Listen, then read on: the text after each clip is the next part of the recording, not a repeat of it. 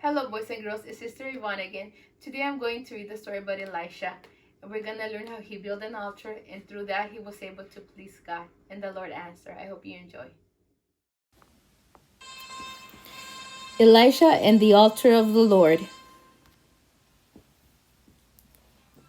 When Ahab became king of Israel, he did more evil than all the kings before him. King Ahab not only turned away from God to worship Baal, but encouraged the whole nation to do the same. People who refused to worship Baal were persecuted or driven out of the country. Every prophet of God who could be found was put to death. Suddenly, one day, the king heard a voice burst out like a thunderclap, and a stranger stood before him. As the Lord God of Israel lives, there will be no dew or rain until I say so. Elisha the prophet had arrived with a message from the Lord God. People stood in stunned silence as Elisha turned and left. A prophet of God had not been heard for a long time, but they paid little attention to Elisha's or God's warning. For 3 years, no rain fell in the land of Israel. The grass disappeared from the hills, the cattle grew lean, nothing grew in the fields, and people had less and less to eat. In every home, people were suffering from hunger. Unless rain fell soon, there would be no food at all. They began thinking about Elisha's warning. When the king saw the land turning to desert and his animals dying of hunger, he sent messengers to find Elisha. They all returned with the same response: Elisha's nowhere to be found.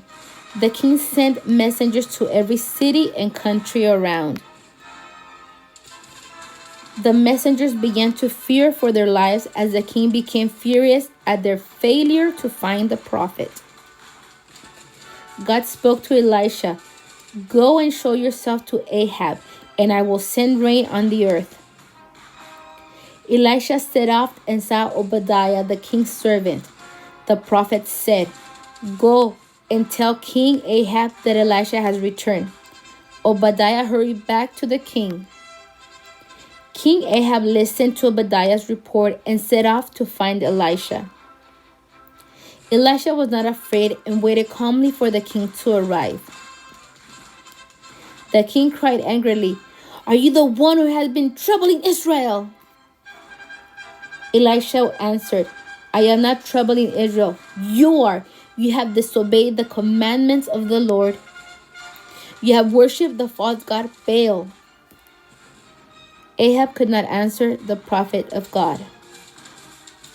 The king listened as Elisha told him to gather all the people of Israel and all the prophets of Baal at Mount Carmel. Ahab agreed. From every corner of the kingdom, people came to Mount Carmel wondering what was going to happen. Elisha wanted to let people see that the Lord God had overwhelming power.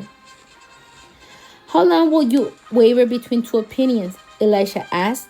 If the Lord is God, follow him.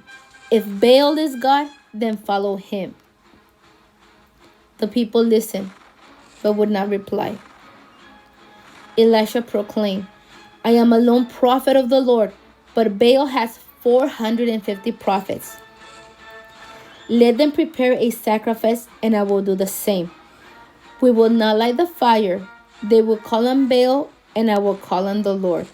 And one who answers with fire, let him be God." The people agreed to the contest. Elisha stood by as the prophets of Baal prepared their sacrifice and called on their God from morning until noon. The prophets leaped and danced, "Oh Baal, hear us!" But there was no answer from Baal. At noon, Elisha mocked the prophets. "Cry louder! Maybe Baal is talking or away on a journey. Maybe he's asleep and needs to be woken." The prophets of Baal cried louder than ever, leaping around in a wild frenzy, begging their God to answer.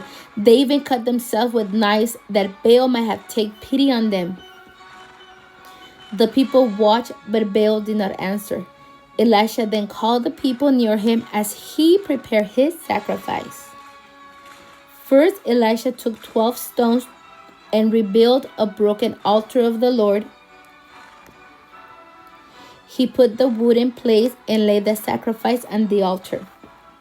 Next, he made a trench all around the altar of the Lord and made a strange request. He told the people to fill 12 large jars with water and throw it all over the sacrifice until it was soaked and the trench was filled to the brim. The people watched as Elisha came to the altar and prayed, Lord, God of Israel, let it be known today that you are God, and I am your servant who has done all these things at your command. Hear me, O Lord, so these people will know you are the Lord God and turn back to you. Suddenly, the fire of the Lord fell. The altar, the sacrifice, the water, even the dust of the ground was consumed by the fire. The people fell on their faces and exclaimed, The Lord, He is God! The Lord, He is God! The whole nation worshiped as the Lord, as His only living God. Only then did Elisha begin to think about rain. He went up to the top of Mount Carmel and fell on the ground to pray. Then he told his servant to go and look out to sea for a rain cloud. The servant reported there was nothing. Elisha kept praying and sent the servant 7 times to look for rain. The 7th time the servant reported, There is a small cloud the size of a man's hand rising out of the sea. Elisha sent his servant to King Ahab to tell him rain was coming. The people had repented and turned back to God, and the Lord blessed them with rain and food once more. Welcome back, boys and girls. I hope you enjoyed that story. Please join us next week for more stories to come. God bless and take care.